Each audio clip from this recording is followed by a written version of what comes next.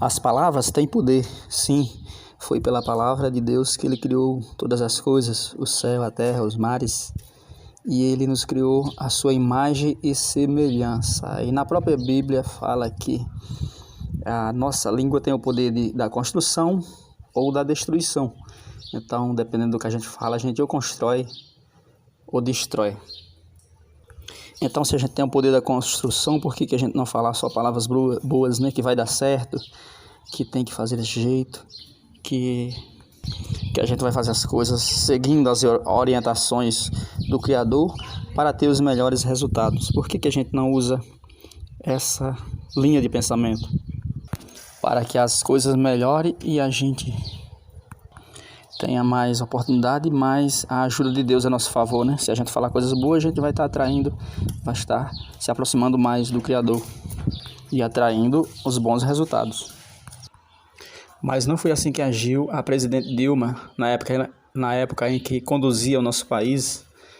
Ela proferiu palavras, né? Palavras que saíram da sua boca que era palavra de destruição, pois era associação com o lado da destruição. Ela falou que para atingir os nossos objetivos, faremos pacto até com o diabo. Então, ela estava ali conduzindo o Brasil para esse caminho, né? Entregando o Brasil, né?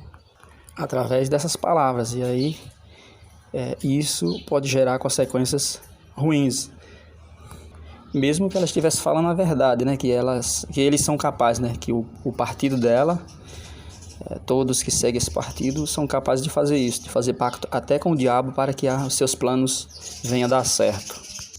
Aí hoje a gente vê que é verdade, né? Que quem é associado com esse partido, quem declara apoio a esse partido, são pessoas que seguem o mundo do crime, são criminosos que apoiam esse partido, que esperam nesse partido. Muitas leis que ao longo do tempo, de lá para cá, foram criadas de apoio aos marginais. Então ele se sente seguro associando e seguindo, apoiando, né, seguindo ao lado desse partido. Eles desejam que esse partido volte a governar porque eles têm mais facilidade de agir.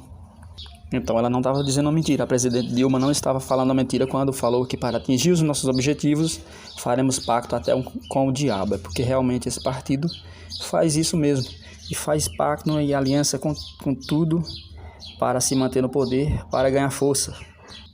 E fazem modificações e aceitam modificações, mesmo que isso venha prejudicar o país. E veja agora, para concorrer a essas eleições, o partido do PT, o que está fazendo, né? Aliança e associação com os seus partidos, com um partido que era considerado rival, um partido oposto ao PT, que era o PSDB, onde tinha o José Serra, sempre concorria, Geraldo Alckmin, do partido de Fernando Henrique, essas pessoas que sempre falavam contra o PT e que agora estão juntos. Será se eles vierem a ganhar as eleições, será que eles não vão querer dividir o governo ali? Será que não vai causar mais bagunça do que mesmo um governo para o Brasil? Porque ali eles estão juntos para ganhar o poder, o cargo. Depois que eles estiverem lá dentro, será como é que vai ser? Quem é que vai governar? Então, as pessoas que confiavam votavam no PT porque era contra esses outros partidos aí. E agora que eles estão juntos? Então, as palavras e as escolhas que a gente toma têm consequência, tem resultados lá na frente. E a gente está vendo aí que as pessoas que ainda têm esperança nesse partido governando, trazer prosperidade, tem pessoas que acreditam nisso, elas não enxergam que agora esse partido não tem mais o mesmo apoio que tinha na época em que ele governou. Não tem mais, porque o executivo não governa sozinho, ele precisa do legislativo ali apoiando para poder dar certo as leis que ele quer colocar em prática, para poder dar certo os programas que o partido quer colocar em prática. Então ele está confiando em quê? Prometendo que vai governar da mesma forma que governou. Já no primeiro turno aí se elegeram vários senadores e deputados federais que vão construir uma configuração lá no Congresso bem diferente da atual. Então, eles não vão apoiar muitas das leis que o PT, por exemplo, quer colocar em prática. Então vai ter dificuldade se eles conseguirem chegar lá ao poder vai ter dificuldade de colocar muita coisa em prática que eles estão prometendo. Então, quanto mais ele se associa a tudo para ganhar força, mais eles dividem ali o poder em muitos controladores e mais fica difícil de governar. Mais eles têm que distribuir, dividir cargos para vários partidos, né, em troca daquele apoio. E aí não tem uma orientação clara do que vão fazer com o país. A gente não tem, pois eles não têm nem mesmo programa. Qual o programa de governo principal que eles têm para apresentar? Não tem. São promessas feitas no escuro, né? As pessoas que confiam e têm expectativa desse partido são aquelas pessoas que estão cativadas por aquela memória afetiva aqueles que dizem que na época dele tinha uma época favorável, onde as pessoas tinham um padrão de vida bom. Sim, de novo, porque tinha aquela configuração lá de apoio, pois os cargos eram distribuídos para os partidos apoiavam em troca. Mas pode ver que os gestores desse partido aí era uma gestão imprudente, né? Onde tinha assim a manutenção dos benefícios sociais, distribuição de renda, essas coisas todas, mas por outro lado tinha ali as estatais quebradas, os prejuízos, estourava o teto de gastos, né? O governo podia gastar, baseando naquilo que ele ia arrecadar, gastava até mais do que o que ele estava programado para arrecadar e não se importava em gerar dívida para o país, né? Dívida pública. E as empresas davam prejuízo, então não tinha uma orientação, uma sustentação de onde vinha esse dinheiro, né, para manter esses programas sociais, porque havia também muita corrupção. Então, no governo atual já temos as estatais dando lucro, já temos mais fonte de onde possa vir esse dinheiro para manter esses auxílios emergenciais,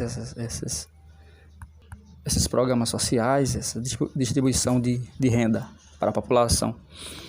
É tanto que é mais prudente que houve até aumento no valor do salário pago e houve a mudança também em que ao arrumar um emprego a pessoa não perde aquele benefício, a pessoa continua ganhando o benefício. Então é estímulo a pessoa procurar algo melhor ali. Quando naquela época, naqueles governos, as pessoas ficavam ali com a corda no pescoço, ali como um animal que está se alimentando apenas, não pode ir muito longe ali, porque se ele sair, se ele arrumar um emprego lá fora, ele vai perder aquele alimento ali, aquele auxílio que ele está ganhando. Então, agora ele não perde mais. Quando ele arruma um emprego, ele não perde o benefício.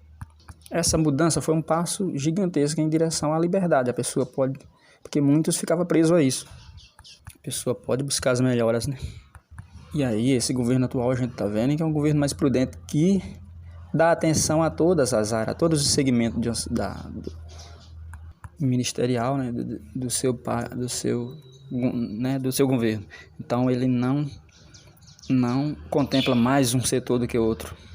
Entende que todos são importantes, que a economia é importante e é uma das áreas mais importantes, que é de onde vem a sustentação para tudo.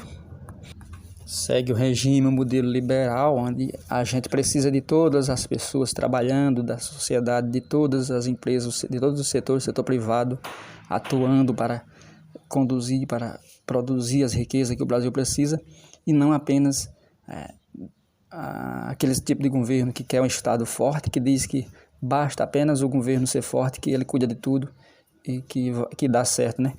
E a gente viu que não deu certo nos países onde o governo é concentrado, fechado, onde o governo é controlador, que controla tudo em suas mãos. A gente viu que quebrou a economia dos países que seguiu esses modelos de regime. E esse governo não faz pacto com ninguém, né? Não precisa fazer pacto, não precisa apenas apresentar o seu programa e seguir firme, sem fazer alterações. Não muda para obter poder, não muda para obter apoio. Não tem medo de perder voto.